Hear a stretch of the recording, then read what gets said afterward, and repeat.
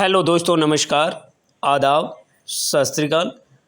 आज आप लोग के लिए एक नया केस लेकर के आया हूँ। हर रोज़, हर दिन, हर एक केस नया होता है, क्योंकि हर केस में कुछ न कुछ नया डायग्नोसिस होता है।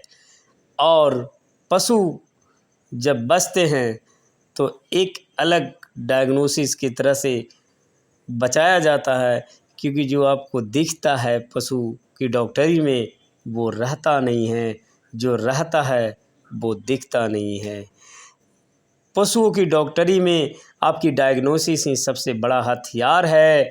ना तो आपके पास कोई ब्लड टेस्ट की सुविधा है, ना आपके पास एक्सरे की सुविधा है, ना आपके पास अल्ट्रासाउंड की सुविधा है, ना आपके पास गोबर टेस्ट की सुविधा है, ना आपके पास यूरिन कल्चर की सुविधा है, ना आपके पास मिल्क कल्चर का सुविधा है।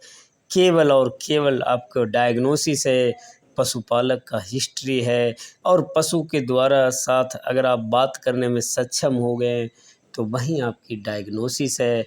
लेकिन इस पशु से बात करने के लिए आपकी उम्र खप जाएगी, तब जा कर के आपकी डायग्नोसिस में सुधार होगी। ये जो पशु आप जो देख रहे हैं, ये 15 दिन से ऊपर से बीमार है, करीब 1 महीने से बीमार है लमसम में। इसे लगातार इलाज चल रहा है, लेकिन पशु की स्थिति बहुत ही गंभीर हो गई। पशुपालक ने बताया कि अब लग रहा है कि ये मेरा पशु नहीं बचेगा। और ये देखिए, इसका जो आप भलवा लिप्स देख रहे हैं पूरे तरह से येलो हो गया। कहीं भी ज़रा सा भी आपको पिंक नहीं दिख रहा होगा। इसको पूरी तरह से जूम करके इसीलिए मैं दिखा रहा हूँ, ताकि आप ये देखिए, यहाँ से पशु नहीं बचा सकते हैं आप। बहुत लोग इसे देखेंगे तो यही कहते हैं ब्लड ट्रांसफ्यूजन कर दीजिए, पशु बच जाएगा। अगर आपकी डायग्नोसिस सही नहीं है तो ब्लड ट्रांसफ्यूजन से पशु को आप नहीं बचा सकते हैं। केवल आप दिखावे के लिए 5 मिनट, 10 मिनट, 24 घंटे, 48 घंटे के लिए आप कर सकते हैं, लेकिन डायग्नोसिस के बिना पशु को आप नहीं बचा सकते हैं।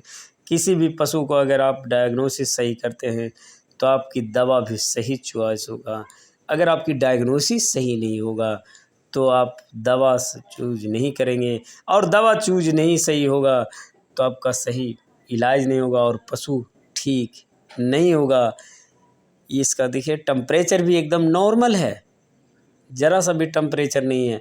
100.6 है, 100.6 टेम्परेचर है, एकदम नॉर्मल टेम्परेचर। ये भलवा लिप्स मैं दोबारा दिखा रहा हूँ ताकि आपको ये लगे कि यहाँ से पशु को बचाया जा सकता है। वीडियो मुझे इतना इसलिए बताना पड़ता है ताकि ऐसे भी पशु को आप बचा सकते हैं। ऐसे पशु को लोग सही डायग्नोसिस नहीं होने की वजह से मृत्यु की कगार पर पहुंच जाते हैं। ये हम लोगों की गलती की वजह से पशु को ये स्थिति पर पहुंच जाते हैं।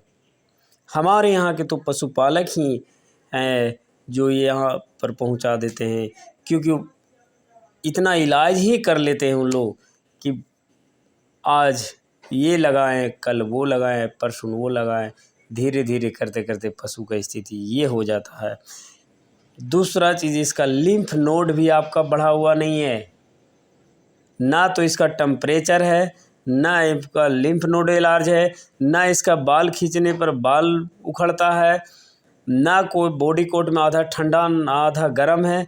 सारे चीज़ नॉर्मल हैं।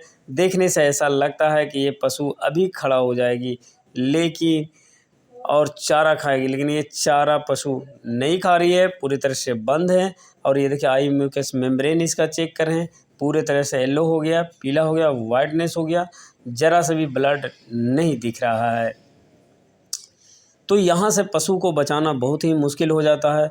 बहुत लोग यहाँ बोलेंगे कि ब्लड ट्रांसफ्यूजन कर दें, यहाँ से पशु बच जाएगा। ब्लड ट्रांसफ्यूजन करने से आप पशु केवल नहीं बचा सकते हैं, आप अपनी डायग्नोसिस को सुधार करें और इस कंडीशन में पहुंचने से पहले ही इलाज करें। ज़रूरत ही नहीं पड़ेगी कि आपको ब्लड ट्रांसफ्यूज़न का, क्योंकि फील्ड में ब्लड ट्रांसफ्यूज़न करना जो आप वीडियो में देखते हैं उतना आसान होता नहीं है जितना आसान आपको वीडियो में दिखता है। वीडियो में दिखता है कि ये पशु बाद में उसका फॉलोअप ही नहीं आ पाता है कि ये ठीक हुआ कि नहीं हुआ। इसीलिए हम बार बार बोलते हैं और हर वीडियो में बोलते हैं कि आप डायग्नोसिस पर सुधार करें। डायग्नोसिस अगर आपकी बढ़िया रहेगी तो पशु यहाँ पहुँचेगा ही नहीं। जो स्टेज में इस पशु को आप देख रहे हैं, ये बिना डायग्नोसिस के इलाज करने की वजह से ये पशु की स्थिति हुआ। और ये बॉडी कोड वगैरह भी मैं चेक कर रहा हूँ ताकि इसका कहीं ठंडा आधा गर्म नहीं है क्या, क्योंकि इसका बॉडी कोड सारे नॉर्मल दिख रहे हैं। केवल आरबीसी पूरी तरह से डाउन हो गया है, इसका डब्ल्यूसी डाउन हो गया, स्प्लीन डैमेज कर गया। क्योंकि पीलिया या जॉन्डिस जिसको बोलते हैं वो कोई बीमारी नहीं होता है, बल्कि बीमारी का एक लक्षण होता है। जॉन्डिस और पीलिया होने का 3 से 4 कारण होता है। पहला कारण हो सकता है एनाप्लाज्मा हो, या थैलेरिया हो, या तो फिर बवेशिया हो, या तो फिर ट्रॉमेटिक हो, चोट के कारण या पाचुरेशन के कारण भी पीलिया या जॉन्डिस एनीमी होता है। लेकिन ये पशु को न तो ट्रोमेटिक है, न तो पाचुरेशन है, न तो एनाप्लाज्मा है, न तो थैलेरिया है, न तो बवेशिया है। इसमें से कोई नहीं है। अब एनाप्लाज्मा, थैलेरिया और बवेशिया क्यों नहीं हो सकता है? क्योंकि पशुपालक ने इसे ऑलरेडी लगा चुका है। इस गाय को पशुपालक ने बेरिनिल लगाया, थैलेरिया का इंजेक्शन लगाया, बुपरवा क्यों लगाया, और एनाप्लाज्मा के लिए इसने ऑक्सी एल तक लगा चुका है। इसीलिए अभी आपको यहाँ पर टेम्परेचर नहीं दिखाई पड़ रहा है पशु को, क्योंकि ये करीब 1 महीना से तबीयत ख़राब है पशु का। पशुपालक ने बताया कि ये धीरे धीरे दूध ख़त्म हो गया। आज इसके सुबह में इलाज से पहले इसके पास मात्र 100 ml दूध निकला, जबकि ये 12 किलो दूध पशु कर रही थी दोनों टाइम में। और ये देखिए इसको फ्लूइड दिया जा रहा है। यहाँ पर फ्लूइड नहीं दिया जाता है, क्योंकि फ्लूइड इसीलिए नहीं दिया जाता है क्योंकि आरबीसी पूरी तरह से डाउन हो गया। अगर आरबीसी डाउन है उसमें हम फ्लूइड देते हैं तो आरबीसी और पतला होने का डर है। अगर आरबीसी ज़्यादा पतला हो जाएगा तो ऑक्सीजन हीमोग्लोबिन होता है वो ऑक्सीजन को लेकर वहाँ नहीं पहुँच पाएगा बॉडी में, जिसके कारण है कि यहाँ एनाफिलाइटिक शॉक लगने का भी डर है, या पशु को बैठने के बाद खड़ा भी नहीं हो पा सकता है, अनलेबल टू स्टैंड होने का भी डर है। इसीलिए यहाँ पर फ्लूइड नहीं दिया जाता है, फ्लूइड को अवॉइड किया जाता है ताकि आरबीसी पतला ना हो सके। लेकिन मेरे द्वारा यहाँ फ्लूइड दिया गया।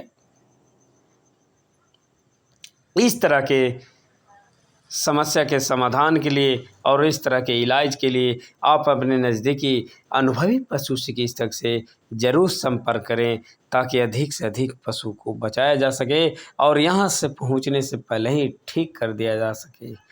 क्योंकि पशुपालक के पास सही डायग्नोसिस नहीं होने की वजह से ये पशु यहाँ तक पहुँच गए हैं, पशु का कंडीशन।